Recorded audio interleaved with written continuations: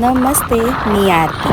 आज सकाळी उठल्यावरती असा प्लॅन झाला, म्हटलं चला आज सांग्याला जाऊ. तर आज सांग्याला काय काम काढलं होतं, तर शेतात झालेल्या सगळ्या काकडी आणि भेंडी घालायला तिकडे जायचं होतं. तिथे सांग्याला गोवा हॉर्टिकल्चरवाल्यांचं ऑफिस आहे. तिथे सगळे भाजी कलेक्शन होतं.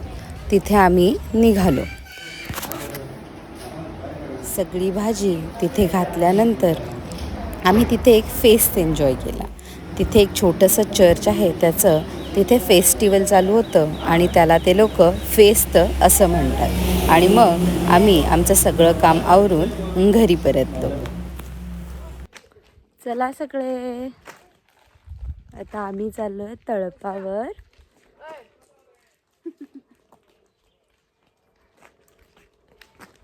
Hello hello.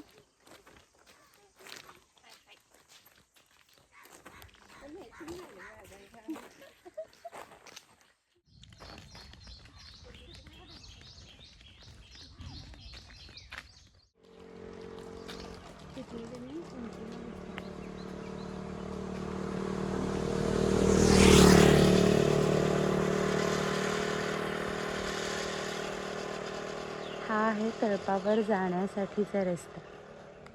मस्त तळपावरून सनसेट बघण्यासाठी चाललो आहे आम्ही आता. छान दुपारची झोप झाली आहे. संध्याकाळचे 5:30 वाजलेत आणि आता आम्ही चाललो आहे वॉक करत. हे आहे फणसाचं झाड आणि फणस इतक्या खाली लागला आहे.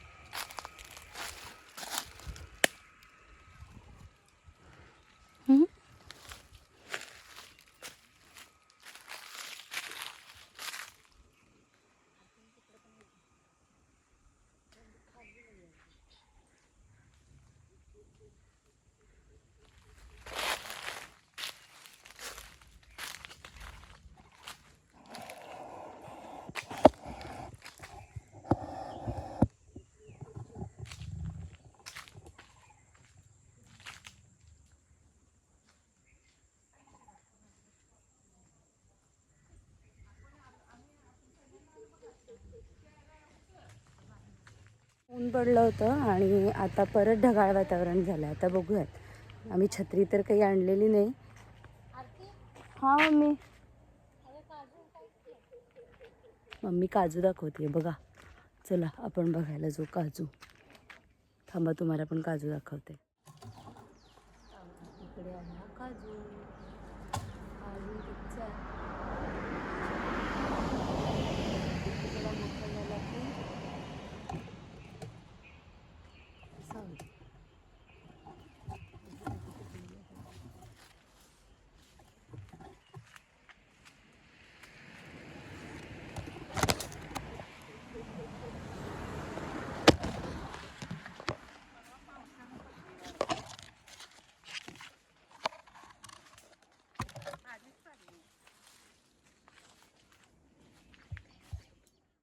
आम्ही आता संध्याकाळची वेळ झाली म्हणून तळपावर जाण्यास निघालो होतो.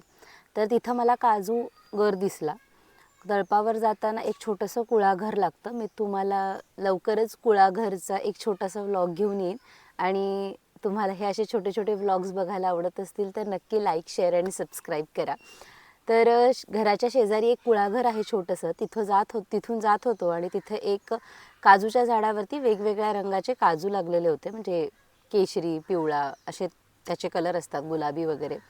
आणि ते सगळे काजू गोवामध्ये एक वेगळ्या प्रकारची पद्धत आहे. ते सगळे काजू एकत्र केले जातात आणि त्याचा जो बी असतो तो वेगळा करून ऑफकोर्स त्याचा आपण काजू खातो, जो तो बनवला जातो. पण शिवाय त्या फळाचं काय बनवलं जातं, तर ते जे फळ असतं ते एकत्र करून त्याला रबरचे बूट घालून तुडवून त्याचा रस काढला जातो किंवा लाकडाने ठेचलं जातं आणि त्या फळाचा रस काढून त्याची एक छोटीशी पद्धत आहे. त्या प्रोसिजरनुसार गेल्यानंतर त्या काजूची एक प्रकारची दारू तयार होते आणि त्याला इथे फेनी आणि उराक असं म्हटलं जातं. तर परत फेनी आणि उराकमध्ये थोडासा फरक असा आहे की उराक ही थोडी कमी कॉन्सन्ट्रेटेड असते आणि फेनी जी असते ती हायली कॉन्सन्ट्रेटेड असते. आणि त्याच्यापासून मला जितकं माहिती आहे की त्या काजूचा रस काढला जातो आणि त्यानंतर त्याला एक मोठ्या घड्यामध्ये घालून उकळलं जातं. त्यापासून परत जी वाफ तयार होते त्याला एक वेगळ्या भांड्यामध्ये कलेक्ट केलं जातं आणि मग त्याच्यापासून दारू बनते. इतकं मला माहिती आहे. मी कधी स्वतः अगदी प्रत्यक्षात बघितलेलं नाही आहे. म्हणजे तसं बघितलं आहे पण 100% संपूर्ण प्रोसिजर मी पाहिलेली नाही. आणि असं या काजूबद्दल मला जितकी माहिती आहे तेवढी मी तुम्हाला देण्याचा प्रयत्न केला. कुळाघरावरती एक छोटासा व्लॉग नक्की घेऊन येईन. अगदी लवकरात लवकर घेऊन येण्याचा प्रयत्न करेन आणि तुम्ही असेच हे माझे छोटे छोटे व्लॉग्स बघत राहा आणि लाईक शेअर सबस्क्राईब करा.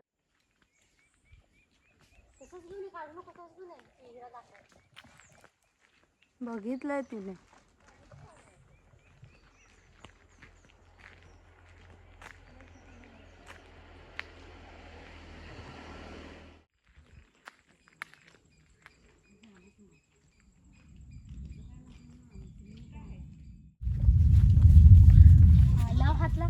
हात लाव की पटकन ते पळून जातात आपल्याला. हे शिंग मारेला आपण चढलं बघ ना आपला अंगा येईल का ना. काय नाही करत ते मिस्टरांनी. घेणार तर हातात नाही. पाय बघ किती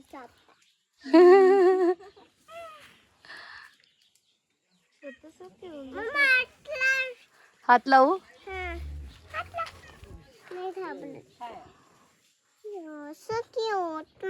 मामी एकदम छोट आता हात लावलीस ते एकदम छोट ते कसं करतंय. आत्ता जन्मलं ते घर आहे बघ छोटस ह्यांचं. हे बघ तिथे राहतात त्या छोट्याशा घरात. बघ की दोन्ही साईडला इकडे पिल्ले आहेत आणि तिकडे मोठे. काय इकडे पिल्ले राहतात आणि तिकडे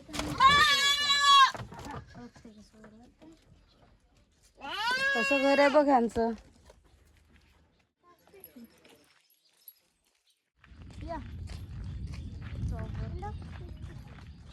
असं चढताना एकदा याच्याकडनं मस्त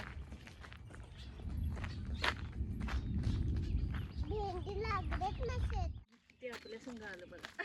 बस डॉगी